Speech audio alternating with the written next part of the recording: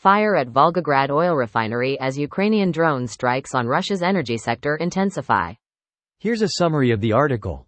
A fire broke out at an oil refinery in the southern Russian city of Volgograd following an overnight Ukrainian drone strike, Volgograd Region Governor Andrei Bocharov told local news on Sunday.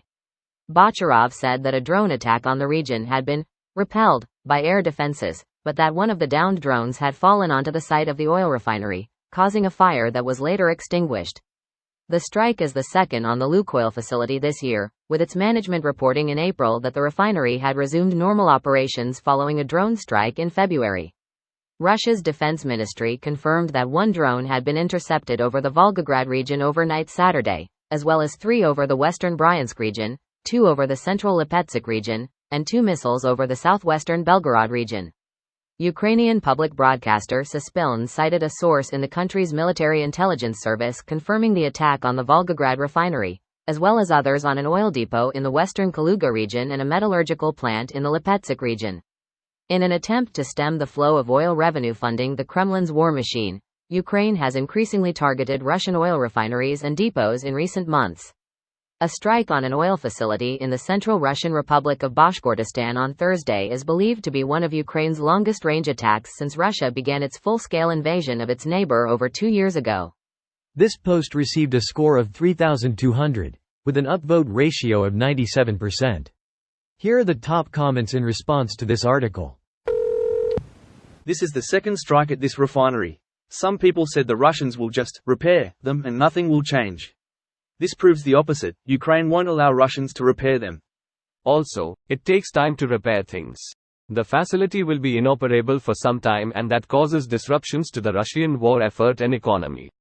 And certain things cannot be repaired all that easily, either because it requires specific components Russia may not have, or specialists that they don't have. Both can be dealt with, but it is bound to take a lot longer, and it isn't guaranteed they actually can. And as you said, it's going to take time by default. And we're not even factoring corruption in.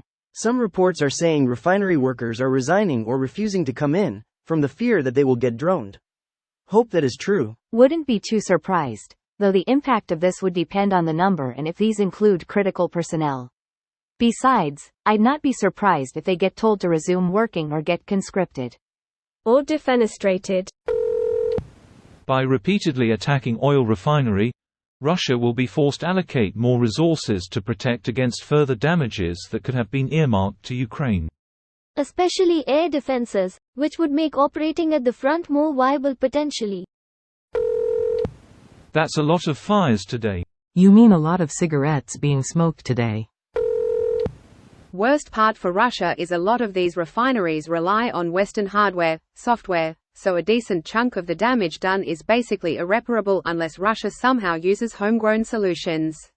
Even then, they'll still have issues replacing skilled workers as well. All in all, any damage of facilities like this is more than likely not being repaired for a long time. The way for Ukraine to end this war on their own terms is to break the ability of Russia to support the war from behind the lines. Hey, do you guys remember when the Russian army smugly ambled into Ukraine carrying only their parade uniforms? My dear glorious comrade leader Vladimir Vladimirovich is going, great. Russians, 2024. Ukrainians seem to be good with repurposed civilian aircraft with 100 kilograms payloads. Somebody design and build them a new model with 500 kilograms payload. Now get Europe to buy them a fleet of 1,000. 1,000? Get them $1 million now. 1,000 is realistic. Their current ultralight is $90,000 each. If they could make a 500 kilograms for $150,000, that's $150 million. There are plenty of other similar good ideas to spread the money across. 1,000 of these could knock out every Russian oil refinery and power station.